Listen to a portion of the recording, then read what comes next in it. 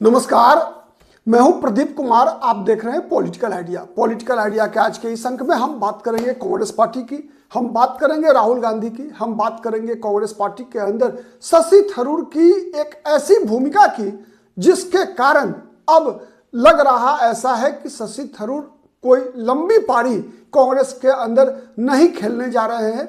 सवाल ये उठ रहा है कि क्या शशि थरूर पर कार्रवाई राहुल गांधी केरल के चुनाव से पहले करेंगे या केरल के चुनाव तक का इंतजार करेंगे।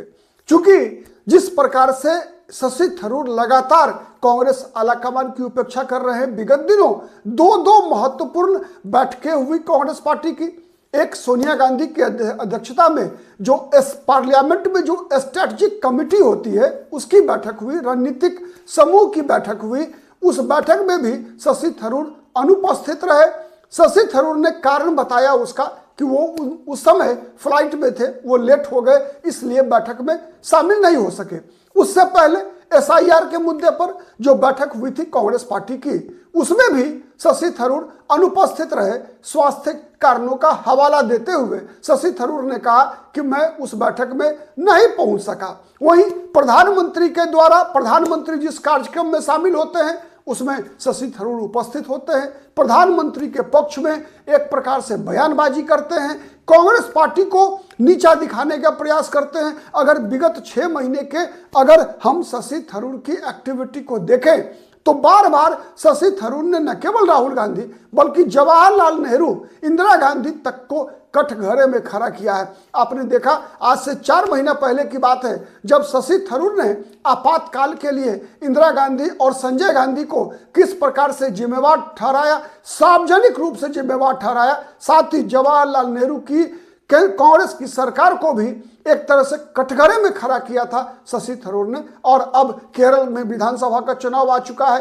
केरल में मई महीने में विधानसभा चुनाव होने हैं। देश में अन्य जो केरल के अलावा और 4 राज्य हैं उनमें भी चुनाव होना है, लेकिन केरल इन 5 राज्यों में महत्वपूर्ण इसलिए है कि केरल में जो परंपरा रही थी कि हर 5 साल पर सरकारें बदल जाती है, वो परंपरा 2021 में टूट गई थी। लोकसभा चुनाव में कांग्रेस पार्टी को बहुमत मिलता रहा है। राहुल गांधी वहां से वायनाड से सांसद थे 2021 में, फिर भी कांग्रेस पार्टी वहां माने वामपंथी एलडीएफ की सरकार होते हुए भी सत्ता में वापसी नहीं कर सकी कांग्रेस। चूंकि उससे पहले का जो इतिहास है कि एक बार एलडीएफ दूसरी बार यूडीएफ चुनाव जीतती रही है। एलडीएफ का नेतृत्व सीपीएम करती है और यूडीएफ का नेतृत्व वहां कांग्रेस पार्टी करती रही है। लेकिन पहली बार विगत वर्षों में ऐसा हुआ था जब 2021 के विधानसभा चुनाव में लगातार 2 टर्म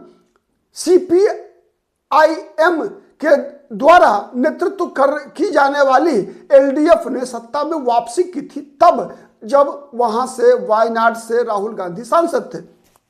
इस बार भी राहुल गांधी वायनाड से चुनाव जीते थे, लेकिन चूंकि राहुल गांधी ने वायनाड भी जीता था, राहुल गांधी ने रायबरेली से भी चुनाव जीता था, तो वायनाड से राहुल गांधी ने इस्तीफा दे दिया था। और इस्तीफा देने के बाद वहां से प्रियंका गांधी वर्तमान में सांसद है वायनाड से।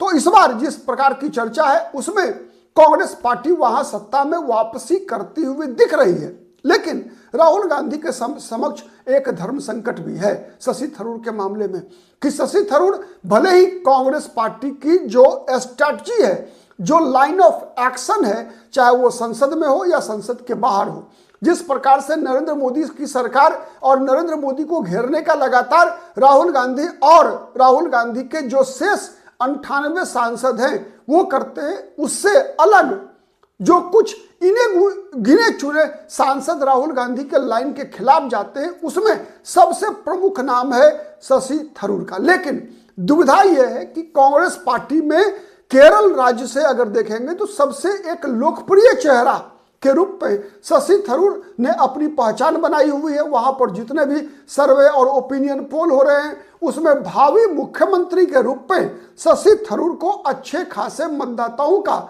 समर्थन मिलता हुआ दिख रहा है। तो ये एक राहुल गांधी के लिए एक बड़ा धर्म संकट है।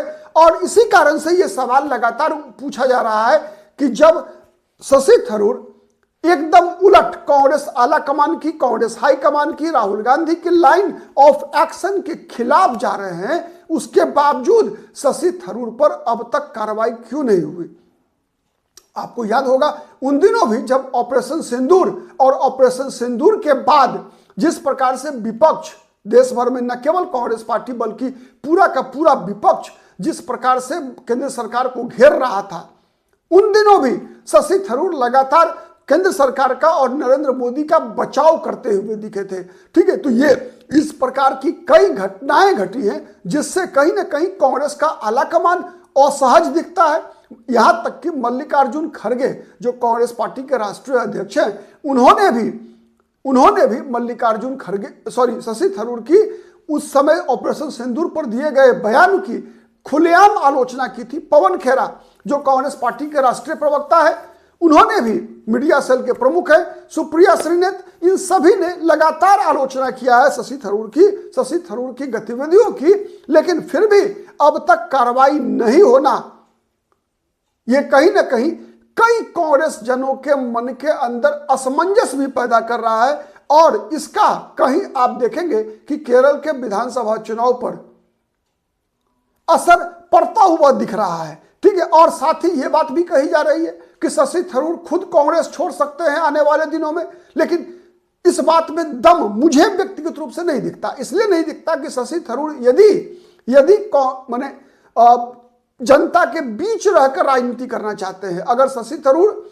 एक लोकप्रिय चेहरा के रूप में राजनीति करना चाहते हैं, तो भारतीय जनता पार्टी का वर्तमान में केरल में ऐसा कोई भविष्य दिखता नहीं। इसलिए शशि थरूर के ज्योतिरादित्य सिंधिया बन जाने की संभावना बहुत ही कम दिखती है। हाँ, यह बात अगर शशि थरूर तय कर ले कि नहीं, अब उनको केवल केंद्र में मंत्री पद से संतोष करना है, भारतीय जनता पार्टी में शामिल होकर राज्यसभा की सदस्यता चाहिए, और जिससे कि शशि थरूर का उपयोग गांधी परिवार के खिलाफ भारतीय जनता पार्टी कर सके प्रतीकात्मक रूप से, तो इसके लिए एक टूल किट बन सकते हैं शशि थरूर भारतीय जनता पार्टी के लिए और नरेंद्र मोदी के लिए, कि गांधी परिवार को नीचा दिखाने का एक प्रयास जो है शशि थरूर के माध्यम से हो सकता है। इस बात में कहीं कोई दो मत नहीं है, लेकिन एक बात तय है कि जिस प्रकार की छवि शशि थरूर की केरल की राजनीति में बना है कि उनकी लोकप्रियता एक जनता के बीच भी है।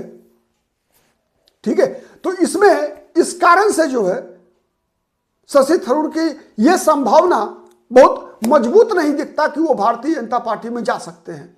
भारतीय जनता पार्टी तो चाहेगी कि वो आ जाएं, जिससे कि उनका उपयोग किया जा सके गांधी परिवार के खिलाफ, लेकिन शशि थरूर ऐसी गलती करेंगे इसका संकेत कम लगता है। हाँ, एक बात तय है कि शशि थरूर जैसे एक बड़बोलापन, एक अपनी व्यक्तिगत स्वतंत्र छवि जरूर दिखाना चाहते हैं। अब इस स्वतंत्र छवि जो वो दिखाना चाहते हैं, उसका राजनीतिक लाभ शशि थरूर को कितना मिलता है?